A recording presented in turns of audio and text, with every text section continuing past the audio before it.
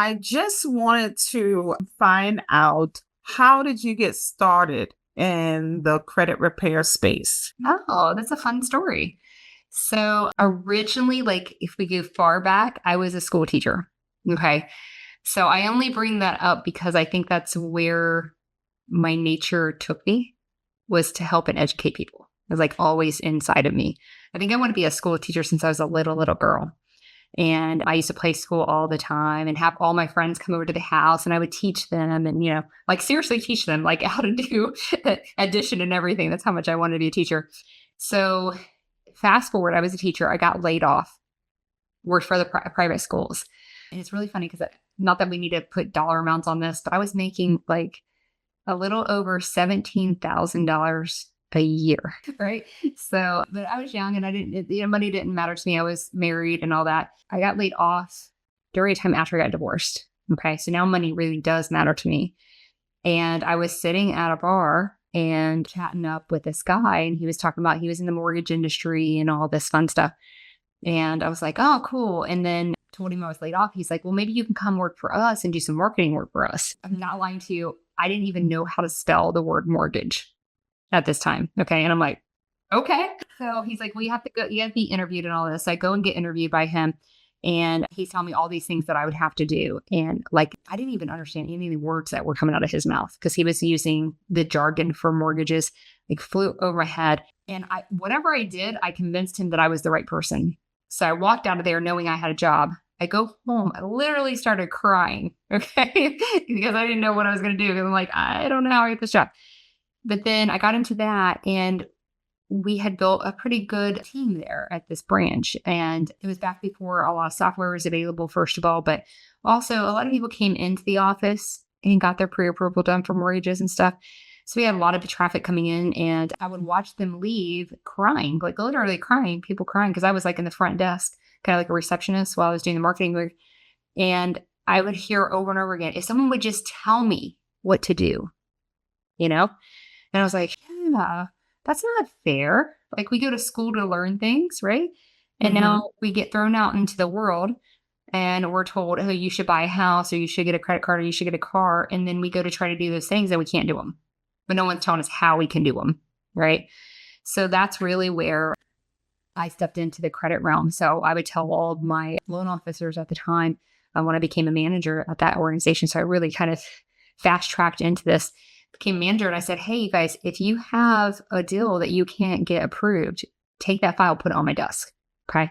So I was literally calling up these people and saying, hey, I know we denied you. Here's the reason. It's, credit reason or DTI reason. I would like to help you, but I want to be upfront and honest. I don't know everything about credit. So I'm going to try to help you. We're going to figure it out together. So if you're okay with that, I have no fee. We are just going to figure it out together.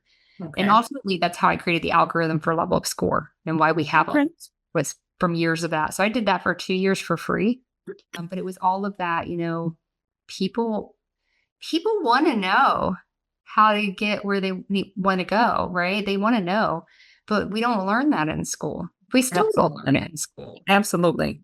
Absolutely. Yeah. So I heard you say you were in the business like 20 years. August will be 22. 20 years. I just had 7 years. And how did you kind of what would you say is your standing power, giving you the ability to stand and fight through? Because I think when I first met you, I'm like, okay, this is not working for me, and I know you got to reinvent the wheel or whatever. So what was like, okay, year 1 to year 5, down 5 to 10, how did you really get that you're standing firm after 10 years, you're firm? They said 7 years. If you made it through 7 years, you're good. But I feel like I'm at my 7th year and I don't know if I feel like I'm going back. Okay. Forward. I think I did something on accident that I talked to, the group about that I did on accident. And that was, I had a very narrow niche of who I worked with. And because I had that very narrow niche, I was able to market very easily. I could walk in a door and say, hey, you know what? I'm a first-time homebuyer specialist. That's what I do. And At that time I was doing loans too, right? So I did the loans, but I was also doing the credit because a lot of times first time home buyers also had a credit issue, right? And so I was doing this hand in hand. So they knew that they could send anybody to me that wanted to buy their first home. And if I couldn't get them approved right away, then I was going to work on their credit so I could get them approved. But if I could get them approved right away, I was the expert in FHA, USDA, VA, all the first time homebuyer products. I know where the down payments were, right? Because I had such a narrow niche, I could truly become the expert in that area. So I didn't have to work for business to come to me because I just got known very fast as a first time homebuyer expert, And I know I've said this before, but loan officers would call me mad at me because they're trying to get XYZ real estate agent to work with them, right? Or they worked really hard. They became best friends with them. The real estate agent sending all the business to them. And then I took the first time homebuyer business from them without even trying. I didn't go and try to approach their loan officers and take them away. I didn't have to because they're the real estate agents, because the real estate agents were like, yeah, this is my best friend, but this girl is going to get it done no matter what, and that's what they wanted for their first time home buyers. And I showed up at the closings and I always brought a gift. No one was showing up to the closings. So not only did I have this narrow niche, but I stepped outside of the box. Gotcha. And did stuff that nobody else did. Makes sense. So I think that was a big part of why, I hear about credit repair companies getting burnt out, getting stressed out, where are my leads? I can't find it. That kind of thing. And it's because they've opened the door and they're just like, I do all credit challenged people, right? Right. And then you don't do anything because it's really hard to market yourself, right? Got it. Yeah. It sounds easier when you're bigger and wider, but then no one knows you for a certain thing. And, there's a guy I met recently. He does credit repair for just car financing, right? So he's the guy for car financing. So everybody knows him for car financing, right? So you come to him. If you can qualify to get financing, he'll get you in a car. If you can, then he's going to get you ready so you can get in a car. Kind of the same concept of the first time home buyer. So I think that was one thing. And I did that on accident. Okay. But I learned fast. And then people were like, oh, they thought I did it on purpose. It was completely an accident. But it was because I was a first time home buyer at one time. And I remember going through the process and being like, this is hard. I don't understand anything. And my loan officer wasn't transparent. No one was transparent. So I'm trying to figure out everything on my own. I think the other thing that has made it easy to stay in business for a long time is being okay with change and really stepping into that immediately, figuring out immediately. So giving you an example of that, when I first started business, you came into my office to do credit repair with me. I had to dress up in a suit, girls, little cute skirt suit. You came in my office. We would sit there and talk about 2 hours. I'd get to know your whole life story. Very unscalable system, right? Right. But you would come in. It was okay at the time because I was doing the loan too, right? So, but you had to come into my office. You had to dress up. You had to be in front of me sitting up this big old desk that I had, right? And then I was getting so busy that wasn't scalable for me. The hours weren't, there weren't enough hours in a day, and I was getting exhausted of talking to people for 2 hours, right? So then I transitioned to phone calls, right? And I remember, like, immediately when I realized that I couldn't scale with what I was doing, I immediately picked up the phone and started working that. And it was not easy because I didn't understand how to sell to someone that's not face to face with me. Like, you're going to buy something from me just talking to me on the phone, right? So then take TSR comes into the picture, right? And immediately I'm like, stop phone calls. Okay, I get it. I'm going to go to online consultations, which is that mastering online consultations class that I sell, right? And I just stepped into it right away, figured it out. And I thought, man, no one's going to buy from me if they can't talk to me on the phone. And I remember when I thought that first thought, when TSR first came out and everyone was going crazy about it. TSR has been around for a long time. We just didn't know. But when it came out that everybody started going crazy, I'm like, I was sitting down with my husband. I'm like, I'm going to have to shut down my credit repair business after all these years. How can I sell to anybody without talking to them? No one's going to buy from me if I can't talk to them on the phone. And I sat there. As soon as I said those words to him, I remember thinking, you said that when you weren't doing face to face and you were doing phone calls. So girl, get with it. Figure it out. Right. And so I got on a limb and I did one and I sent it. And the person was like, oh, wow. And bought from me instantly. And I was like, okay.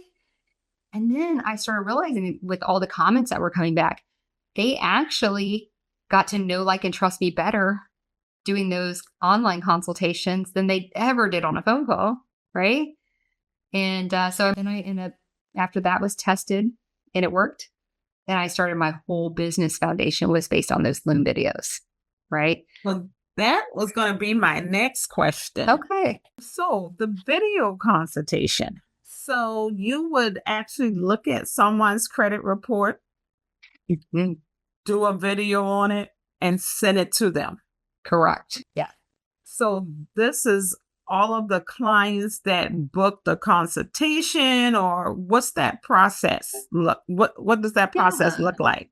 That's a great question. So, when people would come into my ecosystem, I had trained my referral sources to send me an email and CC the client on the email and introduce me, right? So then immediately we would send an automated email that we've already created a template over to both parties with my online consultation email. And it was a video of me talking about my own story and why this is important and why I do what I do, very short. Yeah. And then below that was, here's how my online consultation process works. And you click on this to get your trial credit report. And then you click on this to fill out a questionnaire. And the questionnaire was just like your first name, your last name, your phone number, your email. And then I put in 2 questions. How can I help you? What's your goal? And is there anything you think I need to know? And so they filled that out. I would get a notification and then I would jump into their credit monitoring because they had to put their credit monitoring credentials in there. Jump into that, open it up, start Loom. And the very first thing I do, and I talk about this a lot, I call it my GAIN method or my GAIN framework, is I don't sell anything. I'm providing a lot of value. So this was a true story. This guy messaged me. He wants to buy a home. That was his goal. And then below it, what information should I know? He said, I just had a baby girl and I want to show her that I can do this. So again, I'm on my online consultation. I'm like, hey, John Doe, this is Alicia, your credit expert. I am so excited that you filled out my online consultation questionnaire. And man, I'm excited about your goal. I can't believe you're ready to buy a home and you want to change the future of your daughter, right? Or something like that. That's not my exact words, but Right. something of that nature. And I'm like getting him all pumped up. And then, as I'm reviewing the credit, I'm like, okay, here are the issues. We're going to find the issues, but we're also going to talk about the solution. So very open and transparent. I'm not trying to gatekeep any information. I think that was important with what I do. Yeah. And, but I know they need my help. A lot of people need your hand holding, whether you tell them everything to do or not. Right. And so we go through that. But throughout that, I would say stuff like, can you imagine you buy this home and your daughter walks in and you get to take her to her bedroom and you guys get to pick out the colors for her bedroom and get to paint. I'm like, I'm so excited for you. I can't wait to get you there. So you keep like building off and creating this energy for them that they might not have as much as you're going to give them. And they're like, yeah, I didn't think about that. I'm going to like paint her room and I'm going to do this.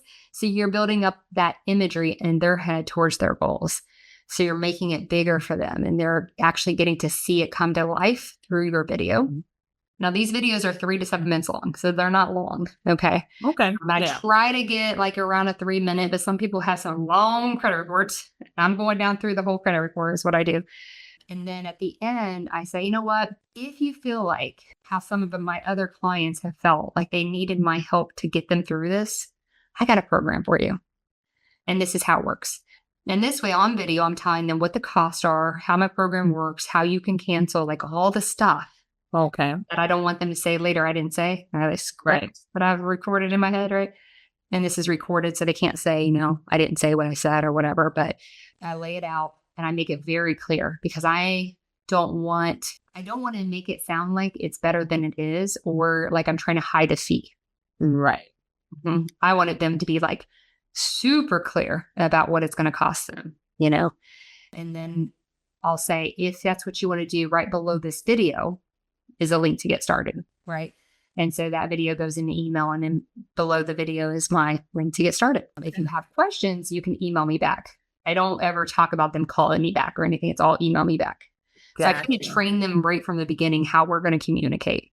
I think that is really important because I can remember when I started, I thought I had to chase everything, right? Mm-hmm. So realtors were sending me people and I'm like, why am I answering my phone at 8:00 at night? And the light came on and said, you have to train people how to work with you. and respect you. Because if you were still on your 9 to 5, that email comes through at 6 o'clock, you're not going to respond till you get back to the office.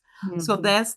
that's a good point there. I like that. I think you have to train your referral sources and you have to train your prospects and your clients on how to connect Hmm. with you. If you're too available, you're not that valuable, you know? So I don't necessarily like when people say it's really hard to get a hold of you, Allie. I don't want to be that. I work on that all the time because it is hard to get a hold of me because my hands are in so many things, but I don't want it to be like that. But I want it to be not so easy either, right? I don't want it to seem like, oh, you can call me at 8 o'clock at night and we're going to chat. No, if I choose to call you at 8 o'clock at night, that's okay, but I'm not going to accept a phone call from you at 8 o'clock at night. Does that make sense? It will be me outgoing the call. So I kind of control my own time and stuff. Like last night, Adriana and I talked I think we talked from 6 o'clock till no, about 5:30 to 6:30 in the evening, right? But that's me. I called her because I wanted to see how she was doing and help her with something, right? Okay. So yeah, I think you need to train your people. Okay. Okay. All right. People will So step on you if they can step on you. they will. They will. They definitely will call you for Mhm. everything outside of what you're supposed to be doing for them as well. So I definitely get that. So you stumble across your niche. It sounds to me like each phase was building upon where you're at now, Yes. right? Now you're into coaching. How many CRMs did you actually have to go through? Because what I'm noticing is as I'm going through, I had the first one because I was just getting my feet wet. Now I kind of know, like, oh, this is what I really need. Because like yourself, I feel like I'm a teacher. I want to teach individuals about this credit. I just don't want somebody to go and do it for you. So how many CRMs you think you went through in your 20 years? At You're first, gonna I know find the it first couple of funny. years, it probably wasn't a CRM, There right? was no CRM when we first started. Yeah, that's right. Yeah. But I think you're going to find this funny. And I'm going to tell you again, maybe this was on accident. I don't like changing stuff when it comes to moving clients data. Like I like change. I like the creativity of that when I need to change to advance my business. But when it comes to like software, unless something is like blow me out of the water kind of thing, I would rather not change. That's one of the reasons why we created Level Up Score the way it is. You can be with any company that you're using for your CRM and we'll integrate, right? Because I don't like to move things over. So I have been with Credit Repair Cloud since the very beginning when software became available. Oh, I've never changed. interesting. Yeah.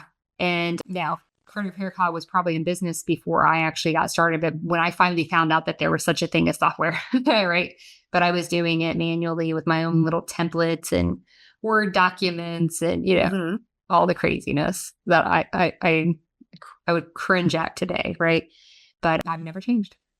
So I know there's better softwares. I'm sure there's better softwares. Everyone has their own little special thing that they do, right? But remember I talked about being simple, simplifying your processes? Yeah. If you simplify your process and you have a niche, then you probably don't have to have all the bells and whistles that are in all the different softwares. That might not be true depending on what your niche is, but for me, that really was true. I just needed, honestly, with my dispute software, all I needed was a secure portal my clients could communicate with me and send me their documents securely, and a secure portal for my affiliates to communicate with me. That's all. And then, of course, they came out with Cloud Mail, and I can mail my dispute letters through them. Then I was like, this is heaven because they didn't have it for a long time. I remember the day they interviewed me. And they're like, hey, if we did this, would you buy it? I'm like, any dollar amount, doesn't matter. I'll buy it right now. I'm so tired of looking at envelopes, my whole family would be doing it together. So yeah, I've been with the same place. Oh, that's interesting because I hear a lot of individual, and I know myself. I've been with Bruce almost since the beginning. So his team handles my dispute letter. I just do the front Yeah. Great way to do it. Bruce, I because love Bruce. He's it was awesome. just me. And I'm like, okay, I can't do all of this. So I always had Bruce do, him and his team do the dispute letters. I do all of the consultation and I'm bringing clients in. What I'm looking at is, since you said find your niche, because I'm always since being a housing counselor, Mhm. it's always first time home buyers. And they're the type of first time home buyers are mostly the single mom that feel like I can never be a homeowner. And here I'm telling you, okay, sister, if I can, you can, and let me show you how. So I don't think I really was kind of honing in on that, Mhm. just besides the clients that I work with through Habitat. But Yeah. making that my marketing piece, I just never did that. I like So it. talking to you and listening this morning, I'm like, did I run myself too wide? Am I that person to say I could help any and everybody? Very likely. And see what you just did is you said first time home buyer and then you niched it down even further to single mothers. So what I always tell people is kind of reverse back, look into your life and what is a passion you have? Because if you make that passion your niche and who you're helping and serving, especially if you came from that, let's say you Yes. were a single mom, right? Then you know the struggle, you remember the pain, you know personally the pain points. So when you go out and you tell your story and you say, "Hey, you know what? I've been there. I've been there too. I know what you're talking about. It's hard. Mhm. I was a single mom and I'm trying to take care of my kids. I had no financial support from their father. I had them full time and I was 23 years old. Was I even 23? Maybe it was, I bought my first house, right? But I didn't know anyone. Like my family was really poor. I didn't know anybody who I couldn't call somebody and like, hey, how you buy your first home? All that stuff. I couldn't do those things because I didn't know anybody. Right. So my pain was number one, I felt like I needed to do this for my kids. Okay. Like as single Mhm. moms, we want the world for our kids. Yes. Right. And we struggle to figure out number one, how to do it. Number two, what does that even look like? Like, how do I get started? And with like Level Up Score, for instance, with the action plans, like the thing that I hear most often from people, consumers, is like, Allie, I feel like a big weight is just pulled off my shoulders because I now know exactly what I need to do. Right.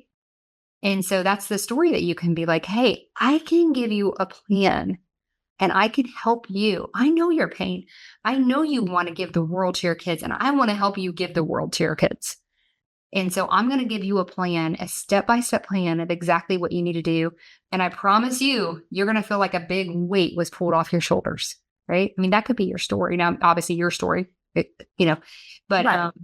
if you can passionately tell that story and you know the pain points, that's your niche That's my niche. because you're And going I to be. wanna I wanna say something because I don't know if I told you this. I don't think I mentioned it this morning. I sent out one of my clients the action plan and opened up my email. I think it was Monday, and she was like, "Miss Rivers, I love this. It gives me a sense of direction. I Mhm. know where to start now. This is awesome. You are doing such a phenomenal job." And I'm like, okay, that's what I needed to know. So she was the first one that came back and said, she loved it. She think this is exactly what she needs. So I'm like, okay, you're on the right track because they're liking Mm, it. good. I mean, if you think about your own life, I always like to use the fitness thing. If I went to someone and I said, I want to lose 10 pounds, and that someone I trusted said, here is your plan to lose 10 pounds. And I trusted them that their plan was going to give me my 10-pound loss. Then I'm going to feel like the best thing in the world because all I got to do is follow the plan, right? Also, all I got to do is follow the plan. And I think that I know for me, that's a big relief for me. The hardest thing is having a goal and not knowing the first step, Right. right? Even on if we think about in our personal business, we want to grow our business. The hardest part is the first step. What do I do? How do I even start? Right. Hmm. And Hmm. so that's what you're being able to provide to your clients is this is how we're going to do it. You know, you're going to do great. I think that's your niche. I think that's it. Thank you. I'm gonna look into that. I mean, I've heard that before, and just my stories with my single moms that come to me, they get into their house, plus they're moving into their home with almost $20,000 saved, which they thought they could never save before. But with my coaching and guidance, they got there. They're like, you made it seem, even when I got discouraged, I know I can pick up the phone, or you will talk me through this problem that I have, and we go on to the next, Yeah. or this debt came about, or this came on my credit. We could somehow work it out. Right. You need to So get some videos of those people that you've helped achieve those too. And, get that on video. You can do it kind of like we're doing now, like interview style, or you can have them do their own video and then you talk over it or whatever. I think that'd be really powerful. okay. Your niche is very narrow when you go to single women, but there's so many single women out there. I know. So you really can target and market, and then like sky's the limit with the influx of business that you would get. You could go to like dating events, right? Like women who are doing speed dating. You can go to, I mean, that sounds weird, but you can do that and be at those events and talk about what you do. Right. You could go to, there's all kinds of singles thing, this singles, that, you could do all kinds of stuff. I think it'd be a lot of fun if Mhm. you really focus in on that. So lastly, I said I was in business for 7 years. Mhm. But honestly, let's say this year, I'm revamping. I am saying I'm starting at zero. Okay. What advice would you give a person like myself, been in business for 7 years, but now saying, okay, I'm wiping the slate clean. I need to rebuild and really start? Because how do I want to put this? I hear the stories how individuals are making money doing what they do. And I don't think that I've never gotten there. I never gotten there. So, with me saying that, what would you, and already talking to me the last couple of weeks, what would you suggest an individual like myself do? Where to start? I think it's all about what we talked about today, rebranding yourself with this narrow niche. And I mean, even if that means that there's a new logo for it, right? There's a new branding, everything's brand new. What are you offering? Like you can have ebooks on, you know, single moms and the stresses you have. And it doesn't, remember too, that it doesn't all have to be related to credit, right? You can become this single mom coach, right? So we talked about this earlier today about where, I talk about fitness and personal development and business building, right? And I segue that all in. It's kind of like a mixture of all my passions put together, but I can convey a message to help a lot of people, right? So Mhm. for you, I'm thinking like starting over, I feel like would be really fun for you. Like rebranding, new logo, maybe you're popping some pink, right? Because that resonates with women. And you're creating content about, single moms and the issues with kids, screen time and kids, how to get your kids active, like just all those general things that single moms have to go through.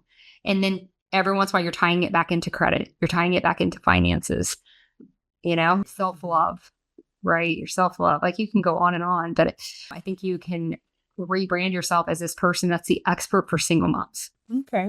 Okay. And light is going on. Just like today, I don't know who it was talking about the little box. So that was my Donna. thing. Most of the individuals that I see are single moms. I want to buy a house for my kids. And half the time, I got to make sure I got a box of Kleenex there. We're in front of each other because it's going to be stories. So taking care of them, getting little box, nothing really big, but once they sign up, if I could send that care box. So everything you're saying is kind of clicking in my mind, is kind of working. And be like, I care about you. And then a care box with like a piece of chocolate. Yeah. And you can have you ever seen those? I used to do them for the teachers all the time when I was a teacher. And then I started doing them when my kids went to school. But it was like, it might have a lifesaver in it and say, here's a reminder that you are a lifesaver for your kid. Yeah. Right. Yeah. And you can have all these little things in there that don't cost anything. You buy a big, huge box of them, but then you have these little things in there and with little messages, what each one is. And I can just envision like they pop open the box and they have this list and it says lifesaver because you are a lifesaver to your kids. And, just little things like that. I think that would be super cute. And then you can do something fun like, hey, when you're going to get a special gift from me because I really care about you. When you get it, can you take a picture of you with your box and send it to me? And then you can use that for your content. I'm taking care of you, obviously ask for permission to use it, but Absolutely. I think it'd be Absolutely. a lot of fun. Yeah. Wow, that's interesting. You gave me a lot to work with. It has been a pleasure. Speaking with you and meeting you is like, this is what I need. Well, thank you for And your time today. I appreciate you. thank